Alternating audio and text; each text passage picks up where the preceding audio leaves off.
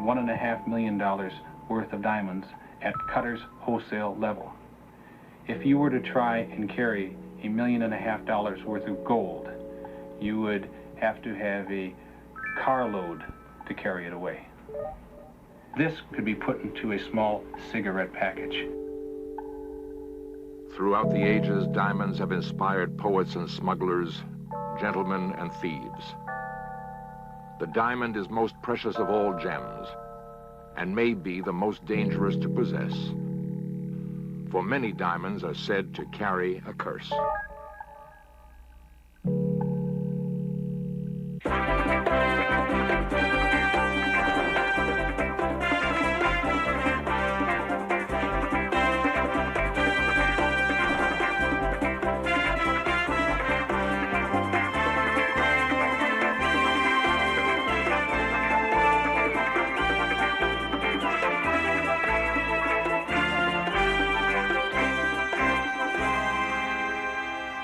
Among the world's diamonds, one is unique.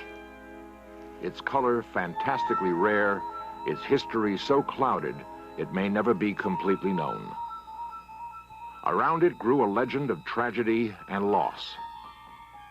It is the Hope, one of those few gems in the world feared as well as desired.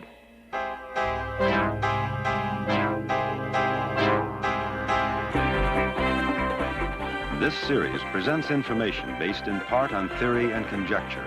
The producer's purpose is to suggest some possible explanations, but not necessarily the only ones, to the mysteries we will examine. There is on Earth a stone more brilliant than the sun, a symbol of love everlasting. An icy crystal holding the seeds of betrayal.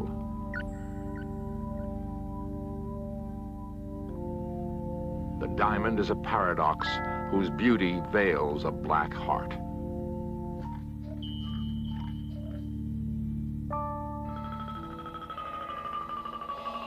From the days of ancient sorcerers and mystics, when magic was a blend of trickery and alchemy, diamonds were considered the source of mysterious powers.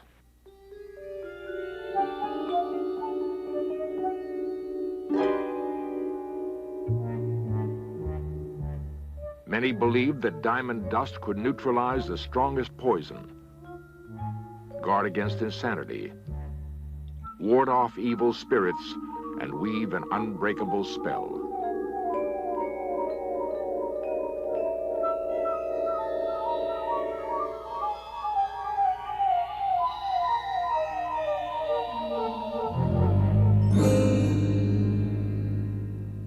Diamonds were used from everything to cure colds to sterility. Gem expert Robert Conrad. The interesting fact is that in 1532, Pope Clement VII died from an overdose of diamonds.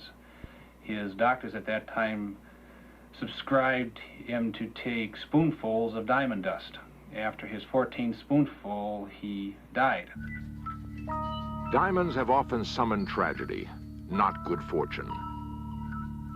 Is there such a thing as a diamond curse? Diamonds were first discovered in India, and there the greatest diamond curse might have been born.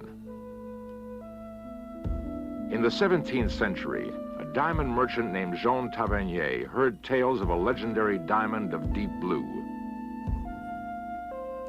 The stories told of an ancient statue guarded by priests of the god Ramasita.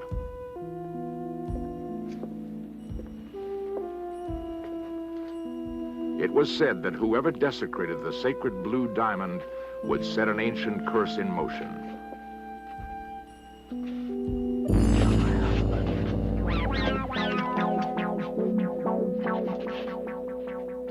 Years later, Tavernier would be torn apart by wild dogs. The world's greatest blue diamond would come to be associated with kings. The French court at Versailles would be next to fall under its influence.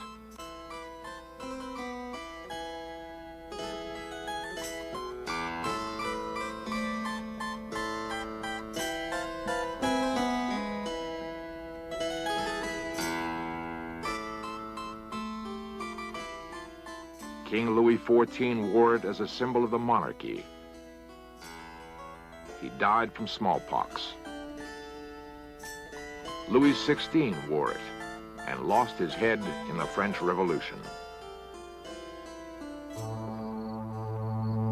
3 years after that revolution, the blue diamond was stolen in the most spectacular jewel theft in history.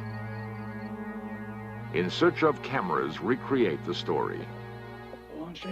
Petty thieves discovered an open lock and slipped into a museum warehouse where the French crown jewels had been stored.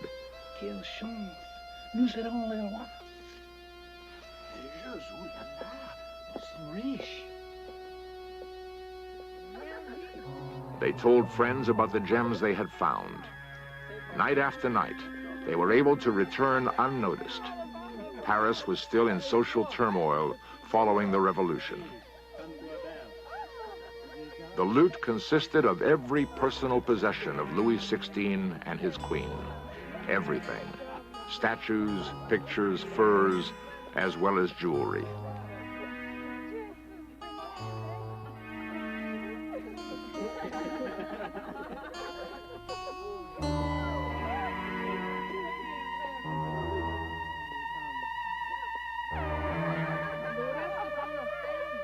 By the 8th night, the hit-and-run raids had turned into a boisterous party, and the jewel theft became an act of revolutionary defiance.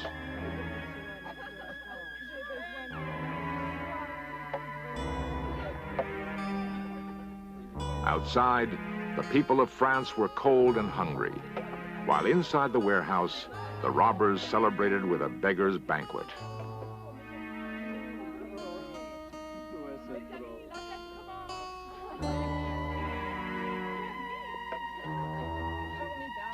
By the time the theft was discovered, the burglars were long gone.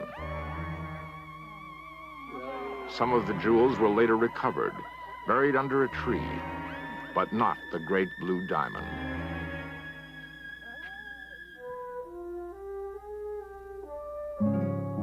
Spain was believed to be the next stop on the diamond's journey. 7 years after the robbery, the artist Goya painted a portrait of the Spanish Queen Maria Luisa, wearing what may have been the French blue diamond. Soon afterwards, she was forced to abdicate and flee the country. In 1830, a 45-carat diamond of the same deep blue appeared in London. Henry Philip Hope purchased it for $90,000.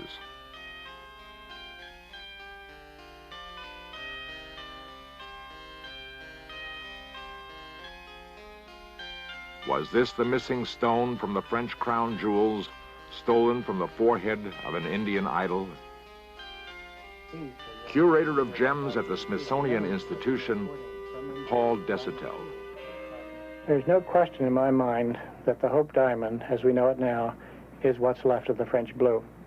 Now, I can't say that with any kind of proof or certainty because there is no proof in existence that we're aware of. However, there are too many coincidences involved. Was the curse still operative? Henry Philip Hope died childless. The diamond passed on to his nephew, whose wife ran off with another man. The Hope fortune was dissipated, and the last of the Hopes died bankrupt. The blue diamond was put up for sale in 1901. According to legend, many others fell under its sinister influence. The Greek broker who bought it fell off a cliff and died. A Folies Bergère star wore the Hope. Her fate was sealed by a jealous lover. The next owner was a Turkish sultan whose reign was cut short by revolution. In 1910, Evelyn Walsh McLean purchased the Hope diamond. When told of the curse, Mrs. McLean replied that unlucky things always brought her good luck. A personal experience from Beatrice Burley Myerson. When I was a little girl, my father was Assistant Secretary of State, And one night, after going to dinner at the Mexican Embassy, we went on to a party at Evelyn Walsh McLean.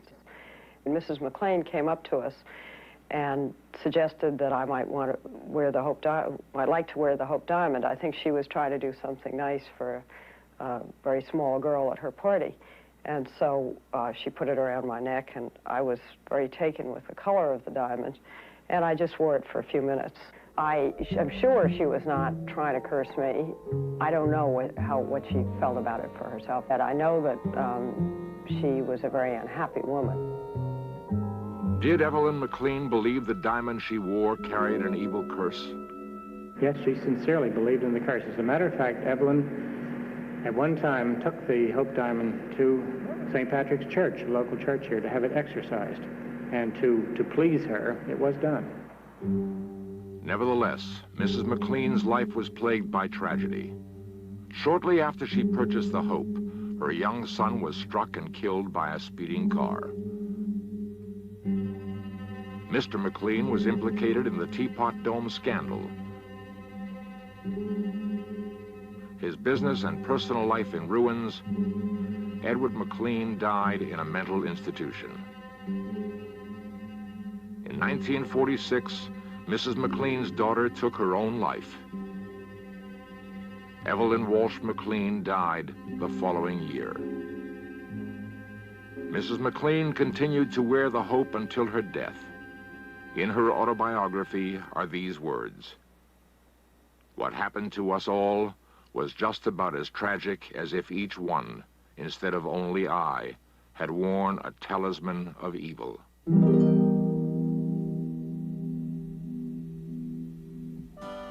An ancient curse from an angry god? For 3 centuries, the infamous blue diamond has left behind it a trail of tragedy. The Hope is not the only diamond associated with a curse. A fabulous necklace of diamonds cast a shadow of scandal and doubt on a royal house, and may have helped trigger a revolution. The ancients believed that stars could fall from the skies and shine on Earth as diamonds. It is ironic that the rarest gem is forged from the most common element on Earth, carbon. Over millions of years, intense heat and pressure transform the carbon into a crystal, unique in all of nature. Paul Desautels. One thing that makes a diamond different from anything that exists on the Earth is that it's hard. It is the hardest thing known. That transcends everything else that can be said of that diamond. And it's because of that that everything else has come about. The name diamond, by the way, means indestructible. And people thought they were, and they had special mystical significance. Diamonds were prized by the Mughal emperors and by very early potentates. They were not valued so much for themselves as for what they could do or what they represented. In ancient India, one diamond symbolized power. It was the Kohinoor, cursed with a 600-year history of bloodshed. Legend held that whoever owned this diamond would rule the world. In 1739, a powerful Persian Shah conquered India and eagerly looked forward to possessing the Kohinoor. The defeated emperor kept his social position, for royalty was always royalty, regardless of a war's outcome. The conquering Persian Shah would uphold this royal code. Having been guaranteed personal safety, the emperor had hidden the diamond in his turban, believing its mysterious power would help him regain his throne. Meanwhile, the Shah had ransacked the city, searching for the Kohinoor. Unsuccessful, he convinced servants in the emperor's court to spy.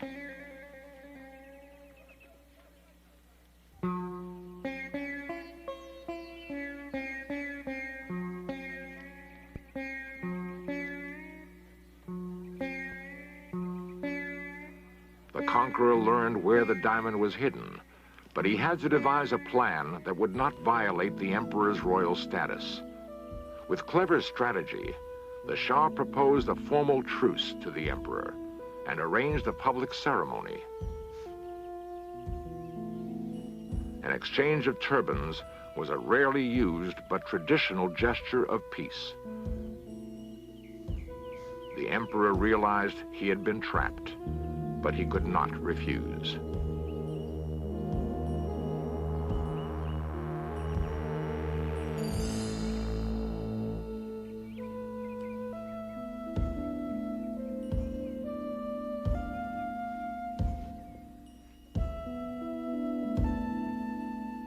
When the British annexed India, the Kohinoor would change hands for the last time, for it was to be set in the English crown jewels.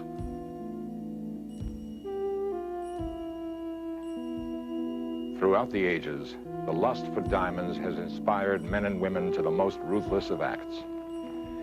Indeed, it has been written that the history of diamonds is a chronicle of treachery and deceit. Can it be only coincidence that diamonds are so often associated with violence and evil? Perhaps, in the diamond's exquisite beauty, we see the dark reflection of our own designs.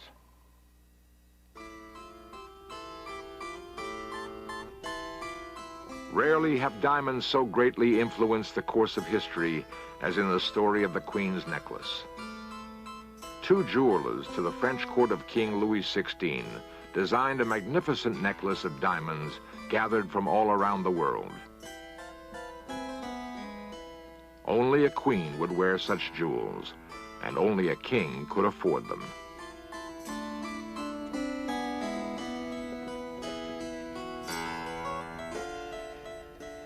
The jewelers hoped King Louis would buy the diamond necklace for his queen, Marie Antoinette. Their timing was poor. France was in turmoil. Louis and Marie could not risk such extravagance.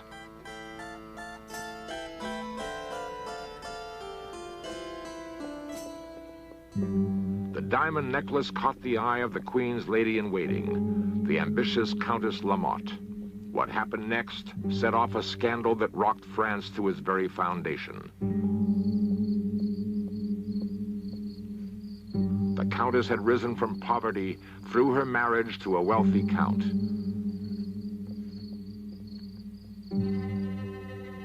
Together, they hatched a plot to swindle the jewelers and take the necklace. The Countess would pretend that the Queen had instructed her to arrange a secret purchase of the necklace.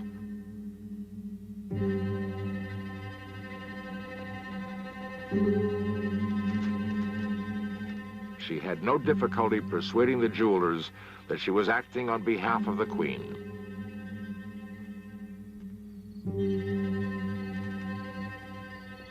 A meeting was arranged for the stroke of midnight.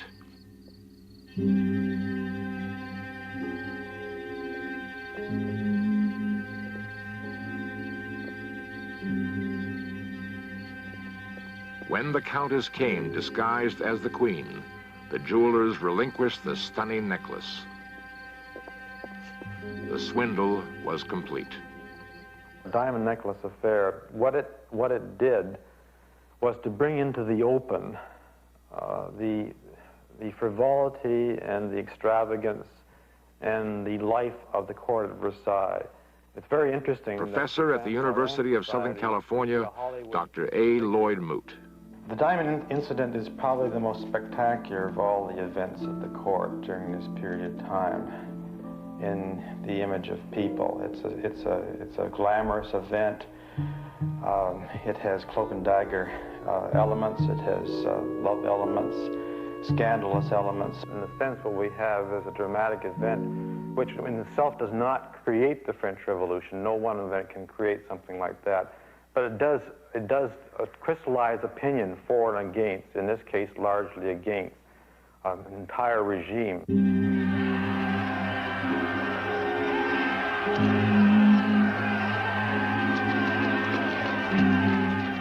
Years later, Napoleon would write that the diamond necklace was the trigger that set off the French Revolution.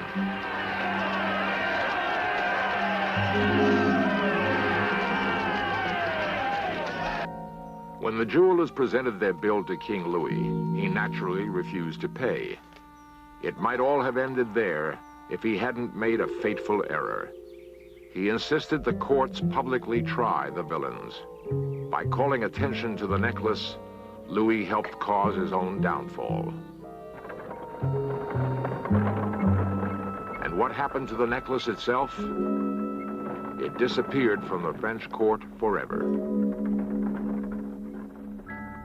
The diamonds were broken down and sold separately. Today, they are once again scattered throughout the world. We wonder what curse, if any, they have cast upon their new owners.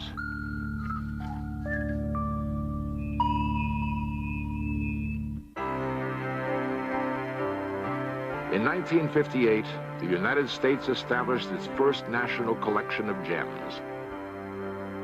It is housed at the Smithsonian Institution in Washington, D.C. Today, the undisputed star of that collection is the Hope Diamond. Curator Paul Desautels adds an unexpected chapter to the Hope's recent history. It has brought only good luck to the National Collection. It's a remarkable thing, and people come from all over the country to see it. As a matter of fact, when I say people, I mean lots of people, millions of people, and I can't blame them. It is a fantastic stone. Perhaps the ancient gods have been appeased and have at last withdrawn the diamond curse.